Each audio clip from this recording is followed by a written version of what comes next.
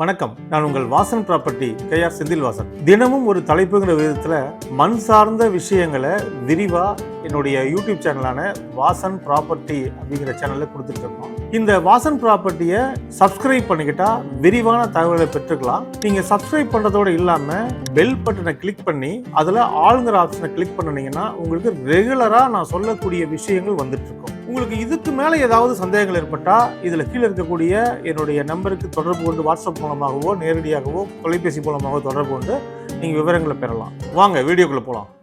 Land ஆக்ஷனில் இருக்க ப்ராப்பர்ட்டியை நம்ம வாங்கலாமா? எப்படி லேண்டில் எப்படி ஆக்ஷன் வரும் அப்படின்னு பார்த்தீங்கன்னா, ஒரு தொழிற்சாலை கட்டுறாங்க. தொழிற்சாலை கட்டுறவங்க அந்த தொழிற்சாலைக்கான முழு அமௌண்ட்டை கையில் வச்சுட்டு பண்ண போகிறதில்ல.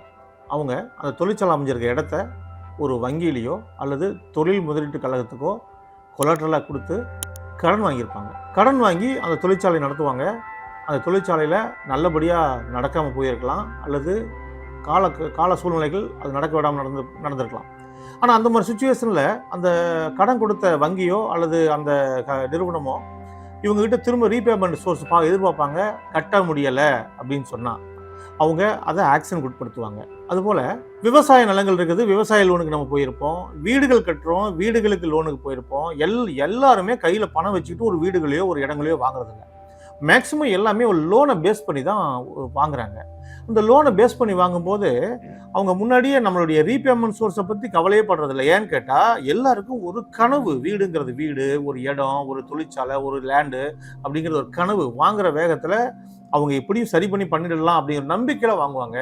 ஆனால் ஏதோ எதிர்பாராத விதமாக அதை திருப்பி ரீபேமெண்ட் பண்ண முடியாமல் போயிடுது. அப்போது வங்கியர் என்ன பண்ணுவாங்கன்னா, அதை எழுதி பிணையமாக எடுக்கும் பொழுதே அத்தனை பேர்த்துக்கிட்டையும் அந்த லேண்டோட உரிமையாளர் அத்தனை பேர்த்துக்கிட்டையும் கையெழுத்து வாங்கிடுவாங்க. இந்த கடனை கட்ட முடியலன்னா நான் இதை ஏலத்துக்கு விட்டு அந்த பணத்தை ரீபேமெண்ட் நான் எடுத்துக்கலாம் அப்படின்னு சொல்லி கையெழுத்து வாங்கிடுவாங்க. அதை நம்ம சம்மதிச்சு தான் நம்ம அந்த கடனை வாங்கியிருப்போம்.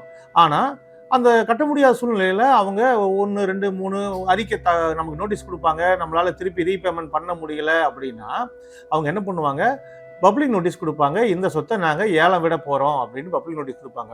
அந்த மாதிரி பப்ளிக் நோட்டீஸ் கொடுத்தாங்கன்னா அதில் ஆன்லைனில் தான் இப்போல்லாம் ஏலம் நடக்குது. அப்போ ஆன்லைனில் ப்ரைஸ் கோட் பண்ணி கொடுத்துருப்பாங்க. அதை யாரெல்லாம் நம்ம அப்ளை பண்ணுறோமோ அப்ளை பண்ணலாம்.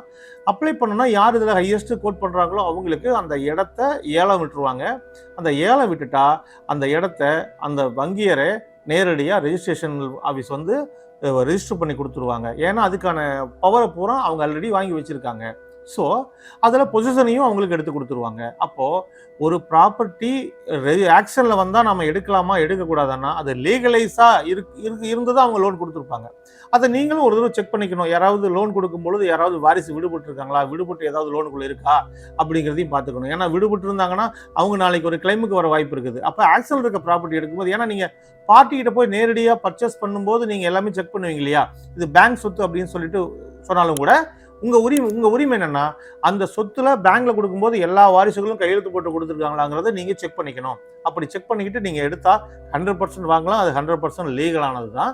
ஆனாலும் இது பேங்க் லோன் வாங்குறவங்க எல்லாருமே கவனமா இருக்க வேண்டியது என்னன்னா, இதுல நீங்க ரீபேமெண்ட் சோர்ஸ் இருந்தால் அந்த லோனை வாங்கணும். ரீபேமெண்ட் சோர்ஸ் ஒரு தொழிலுக்காக பண்ணுறோம், அந்த தொழிலிருந்து எடுத்து தான் நான் கட்ட முடியுங்கிற சூழ்நிலை இல்லாமல் வேற ஏதாவது வகையில் வருமானம் வந்துட்டு இருக்குது அப்படிங்கிற சூழ்நிலையில் நீங்கள் அந்த லோனை வாங்கியிருந்தீங்கன்னா உங்களால் அந்த தொழில் சரியாக நடக்கலைனாலும் நீங்கள் வேற வருமானத்தை வச்சு அந்த லோனை கட்டி உங்களை அந்த அசட்டை உங்களால் காப்பாற்றிக்க முடியும். அப்போது நம்ம ஒரு தொழில் பண்ணும்பொழுது முன்னெச்சரிக்கையோட நமக்கு பல்வேறு இதர வருமானங்கள் இருக்குதா அப்படிங்கிறத ஆராய்ச்சி பார்த்து அப்படி இருக்கும் பட்சத்தில் புதுசாக ஒரு தொழிலில் கை வைக்கணும். இல்லை நான் நடக்கிற தொழிலில் சரியாக செஞ்சுக்கிட்டு போகலாம். அப்போது எந்த ஒரு தொழிலையும் கை முதலோட செய்யும் போது சக்ஸஸ்ஃபுல்லாக இருக்கும், கடன் வாங்க செய்யும் போது சிரமங்கள் இருக்க தான் செய்யும். ஸோ பாருங்கள், உங்களோட தொழில் முதலீட்டில் எந்த மாதிரி இருக்கீங்கன்னு பாருங்கள். நீங்கள் அந்த மாதிரி ஏதாவது லோன் வகையாக இருந்ததுன்னா அதை கரெக்டாக ஆன் டைமுக்கு பே பண்ணி உங்களுடைய சரியான ஒரு திருப்பி செலுத்தக்கூடிய தன்மையை ஸ்திரத்தன்மையாக வச்சுக்கோங்க. அப்போ தான் உங்கள் எதிர்காலத்தில் நிறைய லோன் வாங்கி பண்ண முடியும். இந்த மாதிரி லோனில் கிடைக்கிற சொத்துக்களை வாங்குறதுனால எந்த விதமான பிரச்சனையும் கிடையாது, வாங்கலாம். அதை முறையாக சட்டப்பூர்வமாக நீங்கள் வாங்கியிருக்கணும்.